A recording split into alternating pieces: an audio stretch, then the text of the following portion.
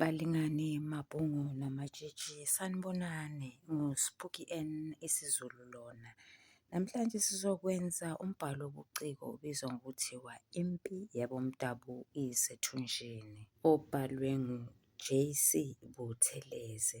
Sizodingida, sicubungule, sichaze isitatimende esilandelayo esifundeka ngalolu hlobo. Kuyenzeka ukungabikho komzali oyedwa noma abazali bobabili empilweni yengane kube nomthelela omubi. Hlaziya ngokuhlolisisa isitatimende esingenhla.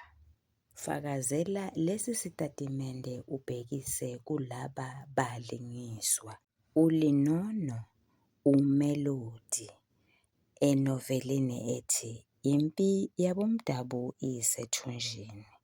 Impendulo yakho mayibe i-eseyi ewubude obungamagama aphakathi kwama-340 kuya kwangama-390. Ngiyavumelana nalesi sitatimende esithi kuyenzeka ukungabikho komzali oyedwa noma ukungabikho kwabazali kube nomthelela omubi njengoba kwenzeka kuLinono noMelodi. Ukungabikho komzali kungachaza ukubhumuka kwakhe, ukuhamba kwakhe amasolokohlo angaziwa ukuthi washonaphi, njengoyise kaLinono. Noma abazali bangakhona ngokomzimba kodwa bangabi khona ngokomphefumulo, njengabazali bakaMelodi, oPopi noBafana. Lokhu kungabikho kwabazali kwenza izingane zithole uthando olungaphelele kahle, kube nendlala yokudla komphefumulo okuwuthando. uLinono akalazi uthando lukayise, kanti uMelodi akalazi uthando lukayise nonina. Noma uMelodi ubengayazi indlala eba semathunjini kodwa wayenhlwempu ngokomphefumulo. Ngalesi sitatimende umbhali wedlulisa umlayezo. Umlayezo isifundo. Umlayezo ilokho umbhali aqonde ukusiqwashisa ngakho. Umbhali usuke enenhloso ethile. Ngabe uhloseni-ke manje? Uhlose ukusiqwashisa ekutheni ingane yentombazana iyamdinga umzali wesilisa. Lokho siyakubona ngoLinono. Ingane iyabadinga abazali bobabili. Lokho sikubona kuMelodi. Ihumusha elinguyise kaLinono lavele lahoba eDurban North. Langamlanda unina wezingane esiteshini ogama lakhe lalinguQophitshe. Lokho sikuvezelwa umbhali ngesu lokujeqeza emuva lapho uCele ongumkhulu owakhulisa lezi zingane ecabanga ukuthi waba nomthwalo ongakanani wokukhulisa ingane zikadadewabo uQophitshe. Lesi senzo saleli humusha senza ukuba izingane zikaQophitshe zibe sengcupheni zokungalwazi uthando lokuthandwa umzali wakho ongubaba. Zakhula-ke izingane zinaleso silonda enhliziyweni. Leso silonda sabhibha saba nomthelela omubi empilweni kaLinono.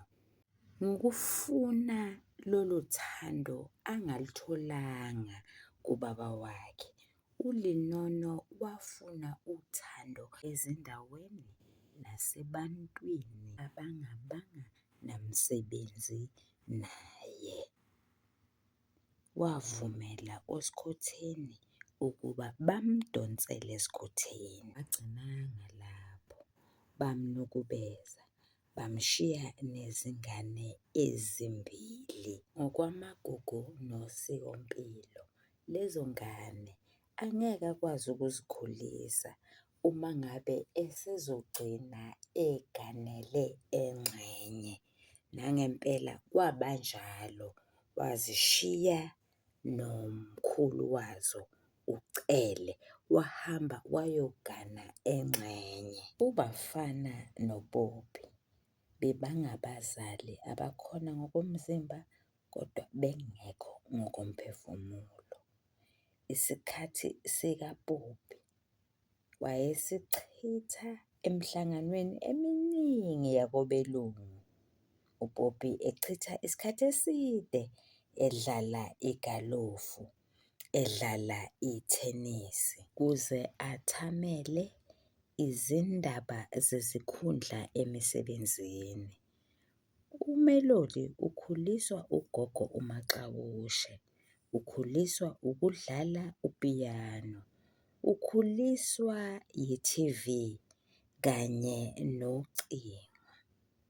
UMelodi uyingane ekhasela eziko eyayidinga izeluleko ikakhulukazi ezindabeni zabafana, izindaba zothando.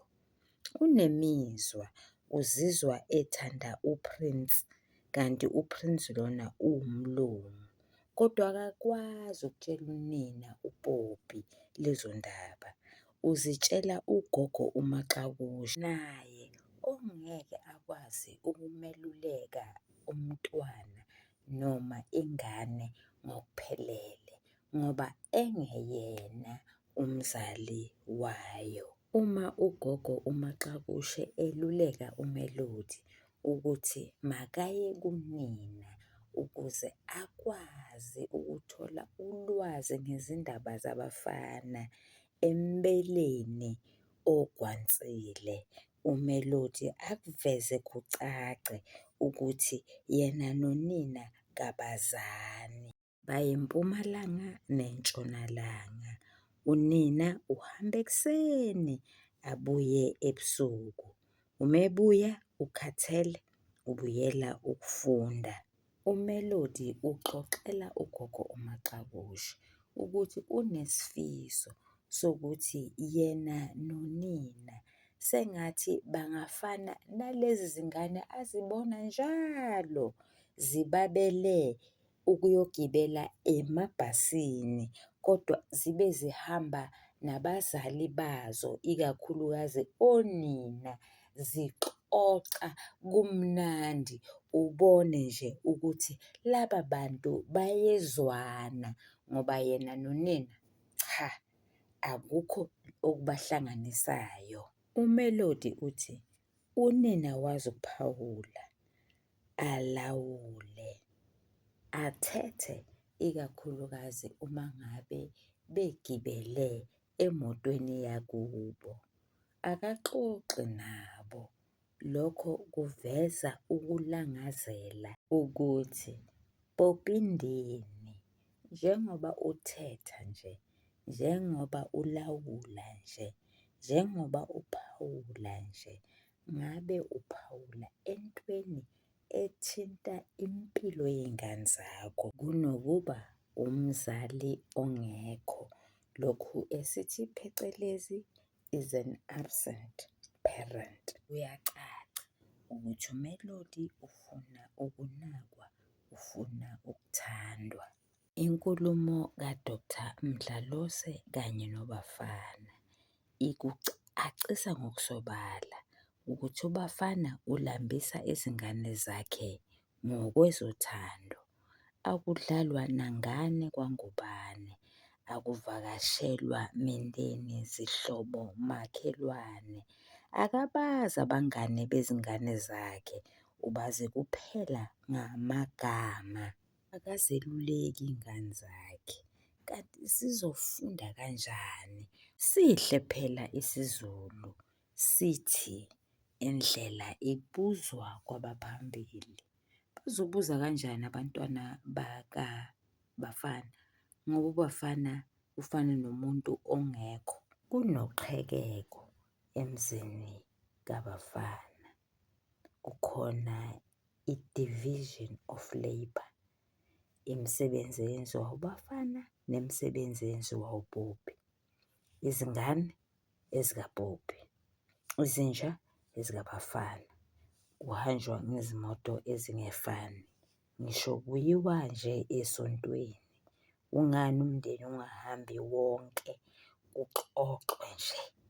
Abantwana bazi ukuthi abazali babo bacabangani ngabo. Kuthendwa uphethiloli ezindaweni ezingefani.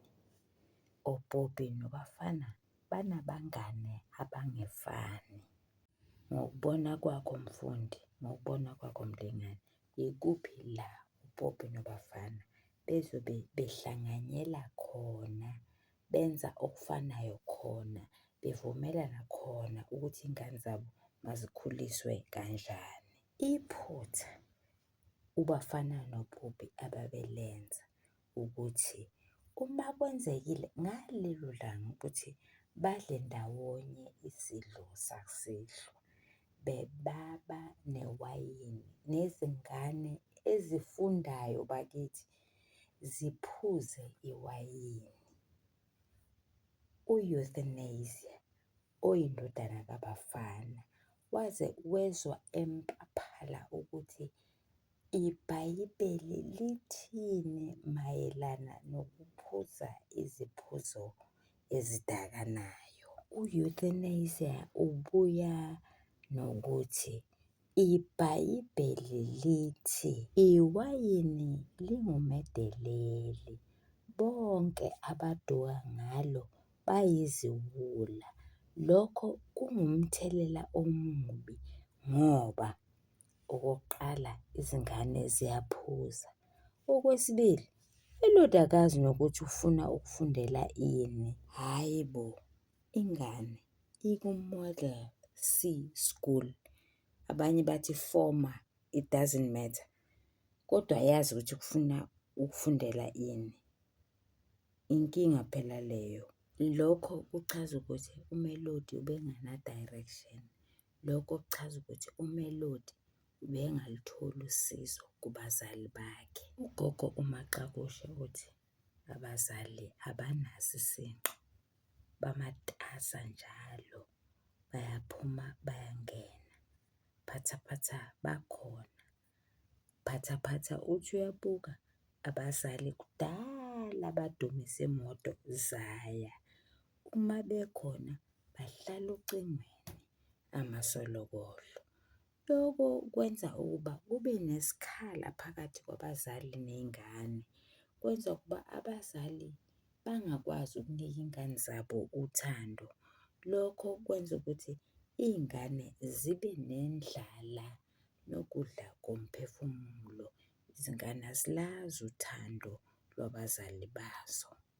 Nanoma uPopi kanye noNgubane babenaye umeluleki ongu-Dr. Mdlalose, kodwa ngoba bebengenayo intshisekelo yokuqhubeka nokuthi abaluleke, uNgubane wagcine esephuza kakhulu, ehoba ngaphansi kwenyuziphepha. Uthe esuka wafulathela ikhaya lakhe wahamba. Lokho kwenza ukuba uMelodi aludinge uthando lukayise ezindaweni ezibhedayo. Wathola ingane, eyitholela ekhaya okuyingane yomlungu.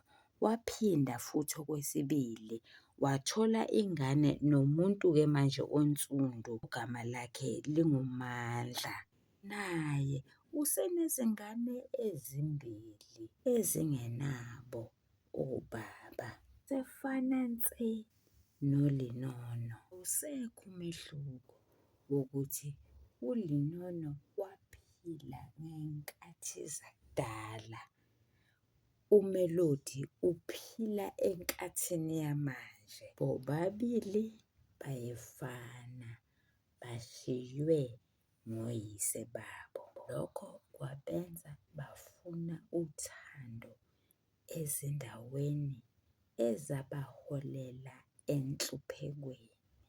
Ingane yentombazana yaludinga uthando lukayise. Ingabe sokwenzenjani ngoba iNingizimu Afrika ifundisa iy'ngane ukuthi zizale mihla namalanga, zizalele oyise abahlukahlukene.